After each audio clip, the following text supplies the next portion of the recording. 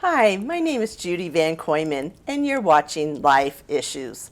This month's show is about Bread of Life, and my guests are Gabriella, Snyder, Stelmack, and Patty Kelly. Welcome, ladies. Thank you, Judy. Glad to be here. Thanks for My pleasure. having You're us. very welcome. Gabriella, I'm going to start with you. What is your title? I'm the executive director.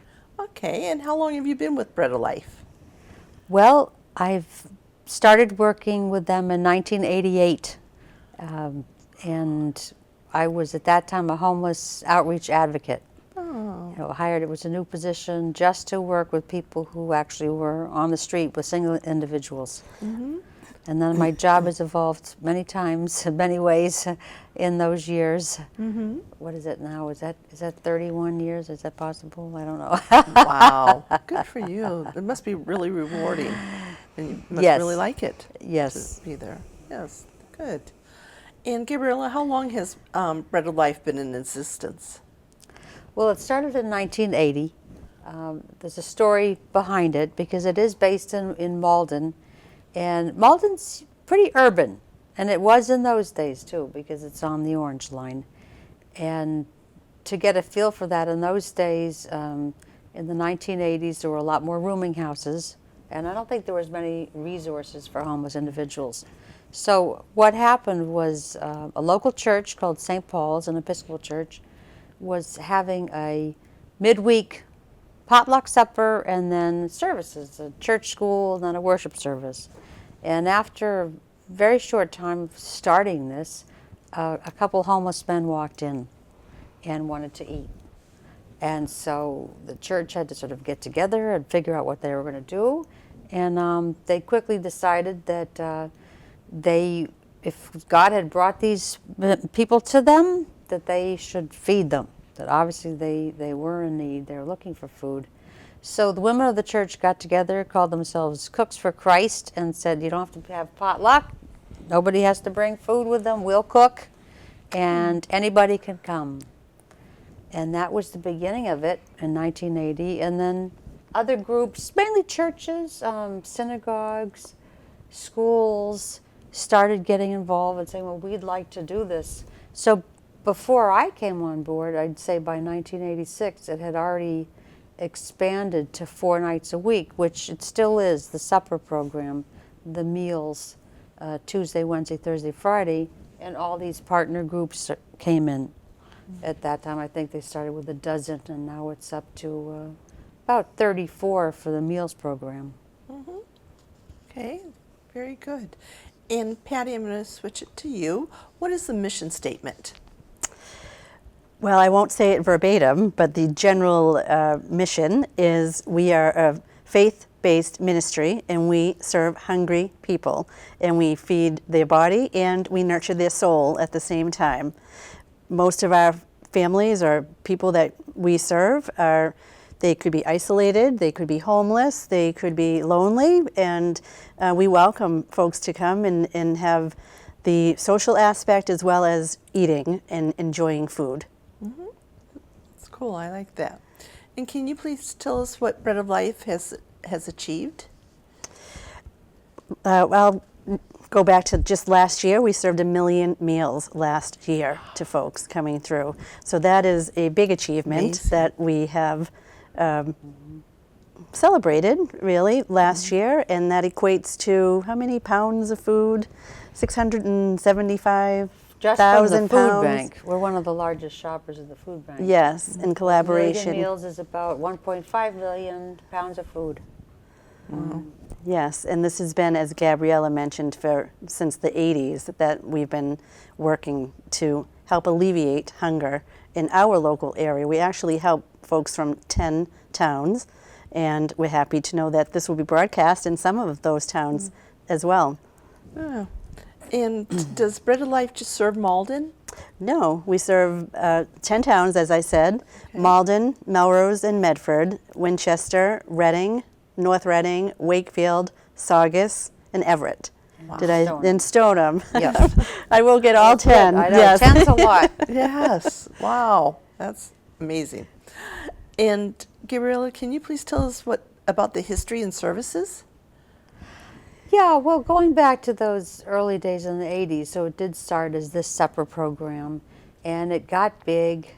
And as I said, I was working for another organization doing some advocacy and trying to get people housing and health care, which was very tough. And people were dying on the streets in those days, as they still, unfortunately, still sometimes do. But what happened, I can't remember what school started it, but people started doing food drives. And it might have been Malden Catholic High School. And we started getting canned goods arriving. And that was in the early 90s. And so we started de facto having a food pantry. And then a big pantry that had been in Medford called Mother's Cupboard closed. Because one thing about food pantries, many churches do them, even schools now and organizations, but they're a lot of work to run. And so we ended up in the mid-90s taking over Mother's Cupboard and really investing a lot into the pantry and growing it.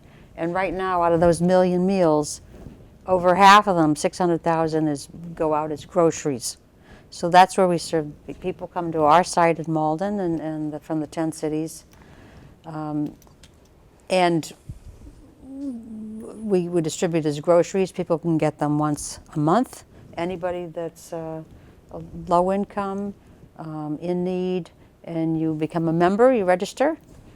And speaking of which, one of the part of our that's nurturing the soul is that we incorporate a lot of people who come in needing food as volunteers. So that's a big part. We have 3 full-time staff and 12 very part-time staff, or from a few hours to 20 hours a week, and then 500 volunteers. Wow. And many of our pantry volunteers come in as people who needed groceries, Yep. and they want to give back. That's a very common theme. People don't like being on the receiving That's so end touching. all the Yeah, time. that's nice. And also we serve quite a diversity of ethnicities and languages. So we translate regularly and interpret in 5 languages: Arabic, Spanish, Portuguese, Haitian Creole, Chinese. Mandarin and Cantonese. So one of the advantages of serving that kind of a diverse public is then we get people volunteering and they can speak those languages Yeah, for right. their group that's coming in. So that really has helped us with outreach and with helping people feel comfortable about coming to the pantry. Yeah, cool. Okay. And Gabriella, can you please tell us about your collaborative partners? Well, that's a good segue because one of our big collaborators is Mystic Valley Elder Services. And of course, they serve the Malden area, but a few years ago, took over the Winthrop, Chelsea, Revere as a service area. And one of the large programs that we do that started in 2008 is grocery delivery once a month to low-income seniors who are living in subsidized housing. And so every month we deliver to about 700 senior citizens. So we go out every week, we get the food, much of it at the food bank, and then we deliver groceries every Wednesday and one Thursday a month to 2 or 3 subsidized developments. So for example, there's like 3 in Melrose and 1 in Medford, 3 in Everett. And at the holidays, we deliver the meal, Thanksgiving Day and the Christmas Day meal. And that's when we come out and we're doing this area also, Winthrop, Chelsea, Revere, and up through Reading. And so even bigger reach. And that's all through Mystic Valley, that the case managers know who's vulnerable, Right. who's alone, Yeah.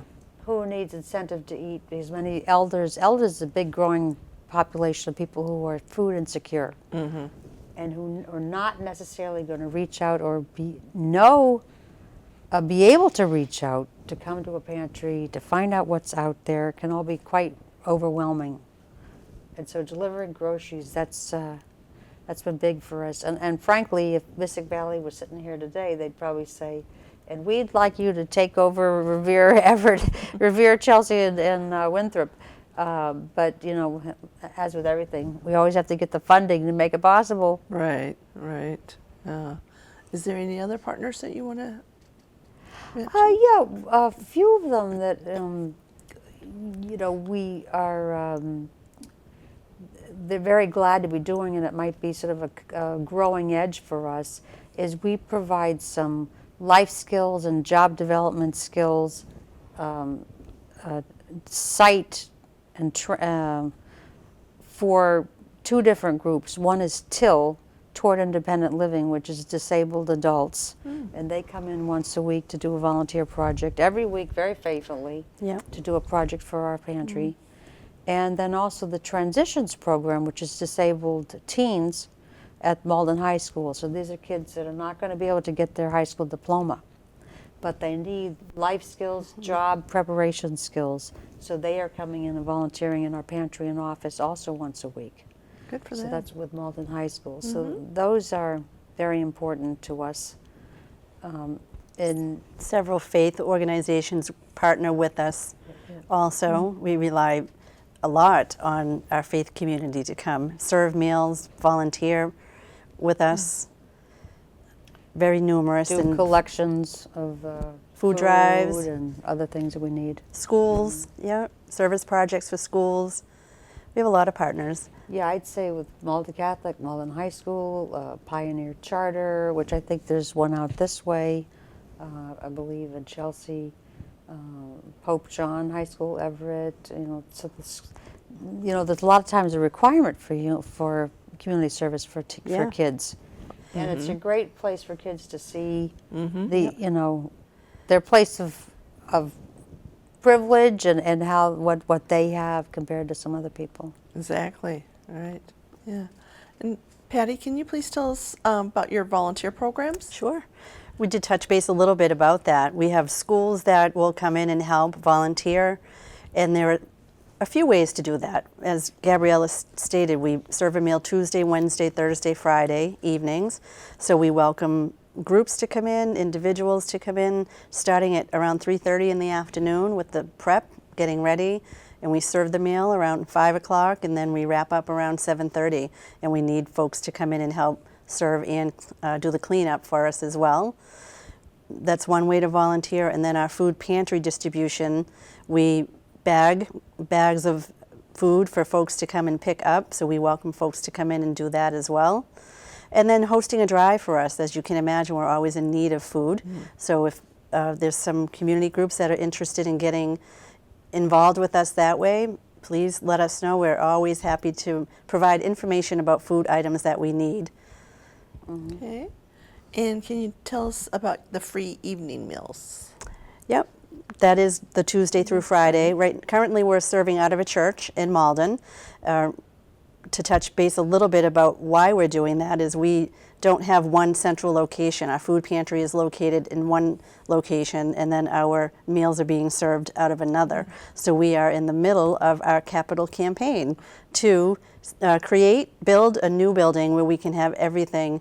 The campaign is called the Under One Roof campaign. So we're working to get everything under one roof for us now.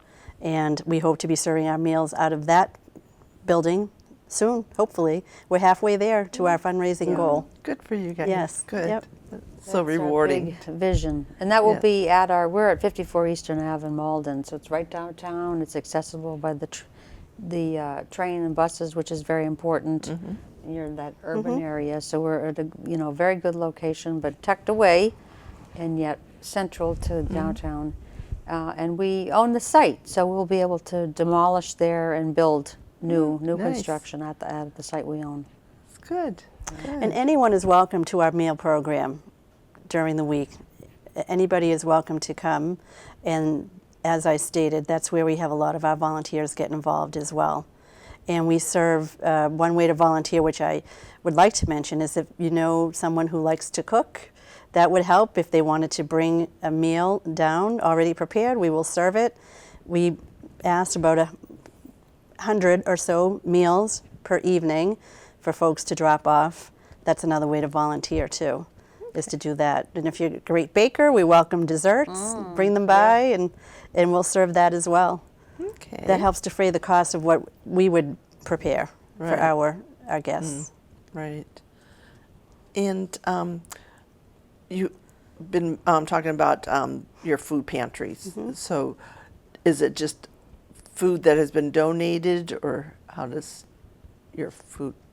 Some of it is donated, and we also are one of the biggest partners of the Greater Boston Food Bank, where we get our food from. A lot of fresh produce and food comes from the Greater Boston Food Bank. Yes, and we do rely on donations as well. And we do encourage, we're trying to shift toward healthier eating, fresh produce and vegetables and fruit, and we encourage our guests to eat that. Of course, we do have canned donations as well, but we do rely on donations from folks, for sure. Okay. Yeah, a good 80 to 90% of our food comes from the food bank, and it is important. Sometimes when people think food pantry, they're really thinking of canned goods like you'd have in your church cupboard or something. And but we have the full order, so it's fresh and frozen meats, fish, cheese, milk, bread. 50% of what we get at the food bank is produce. Okay. So there's all fresh vegetables, like you get bags of onions, potatoes, squash. I think I saw eggplant the other day, oranges, apples, bananas. So yeah, it's very big. And of course, we have people coming from all over the world into the Boston area, into Malden, one of the most diverse cities in the Commonwealth. So there are people who actually just don't even know what to do with the canned good, and they're much happier with the fresh foods. And of course, that's the healthier option, because it's not just calories that people need, it's nutrition. It's the fiber, it's the vitamins, it's having things that are don't have the preservatives and additives. So we're totally committed to that, and we also have other products for other cultures too, like plantains and soy products and tofu and things that are optional that people can take. And the most recent thing we started, which is kind of fun, is the SNAP, which is, what used to be called in the old days food stamps. Right. They've launched a new program, and we're one of the pilot sites for it to do food demos. And come in with a recipe using ingredients that you get at our food pantry, and show you how to cook it, tell you the nutrition, have everybody sample it. So we just had our first one, and we hope to keep that going. I always love food demos. It's a lot of fun. Actually, part of the capital campaign, when our new building is built, we hope to have a community center, a community resource room, where we can welcome folks from the community in to do things like that, education pieces and food training and workforce development, and that's on our wish list as well for the building. Sounds great. And Gabriella, what is the Senior Nutrition Outreach? Oh, that actually is the program I was talking about with Mystic Valley that delivers groceries. Okay. Yeah, it serves the 700 seniors a month with a grocery order. Okay. Wow, that's great. And I'm sure that they love seeing somebody come to the door and stuff, because some of them don't even have families or anything like that that's around. Right. That's right. And so it's kind of sad. So I'm sure they're welcomed with open arms. Yes. Isolation. I think it was last year that the British government, the Minister of Health, had declared that loneliness among seniors was a health crisis on the order of obesity and what was the other one? Depression? No, diabetes. So it was serious, loneliness, because it affects your physical health, your mental and your physical health. So the socialization piece is big. And even seniors volunteering in the building. The food goes in there, and then there's some seniors that get to help, organize it and go get their neighbors and help deliver the food. So many hands make light work, is what I always say. Everybody needs and has a desire, in my experience, to be a part of and to do something meaningful, that they can give something and not just be a recipient. Right. And that's why another thing, senior centers are so important too for the elderly. If some don't like to go out of their apartments and stuff, they like, to be hibernating and stuff, but it's so important to try to get them out to get involved in activities and stuff too. Yes. So, yeah. So, Gabriella, can you please tell us about the homeless families motel meals?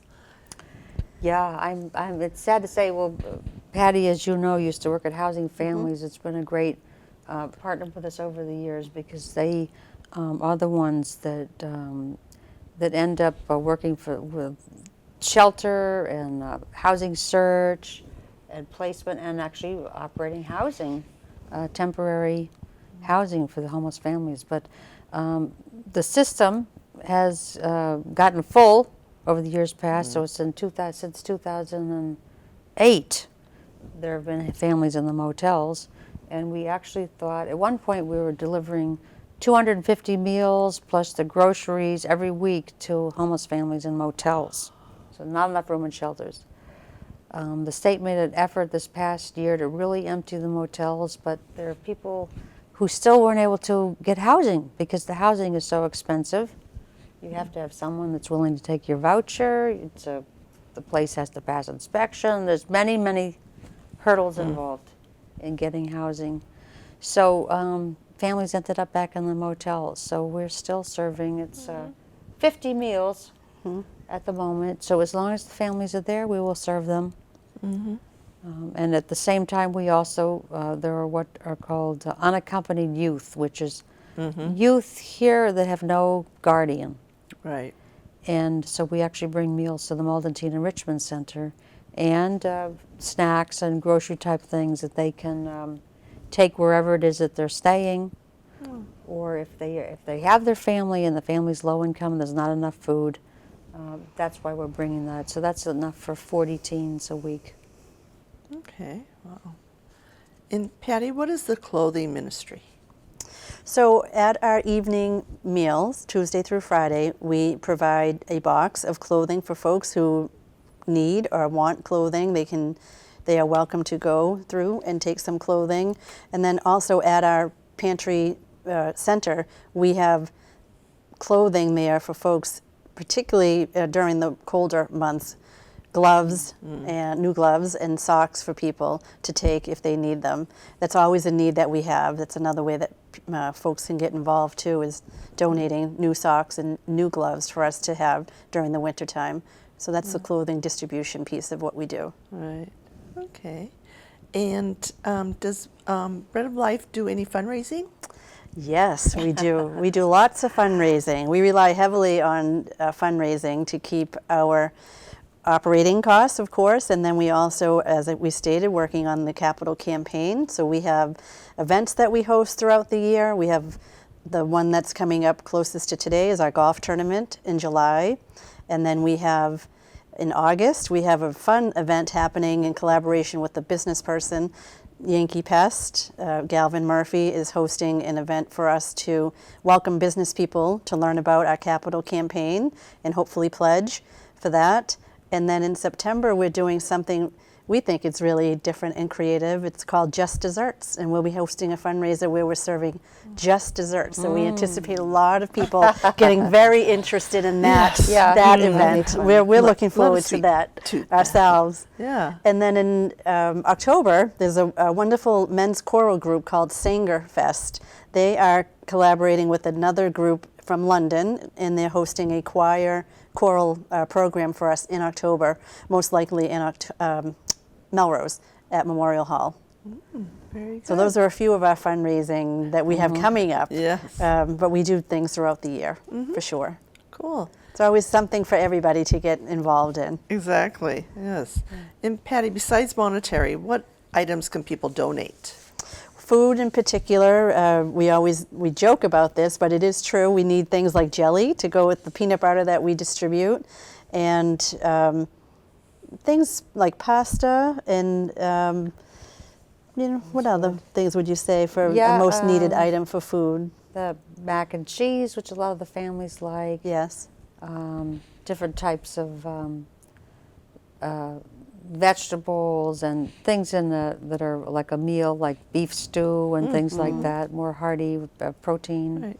Yeah. Okay. Great. And Gabriella, can you please tell us some of the success stories? Oh my. Well, I think what's great is when you have a family that comes in that's struggling I mean, certainly from the ones that the families that have been homeless. And to go through a terrible time being at literally a whole family in a single motel room, no proper cooking facilities, access to a microwave. And yeah, I can just see a family now that was there for a long time. At the time they had 2 kids. And when they finally got their apartment all approved and everything, she ran into the evening meal program where they had still been trying to bring their kids all the way from Route 1 in Saugus, and was just beaming ear to ear and saying how the housing had finally come in.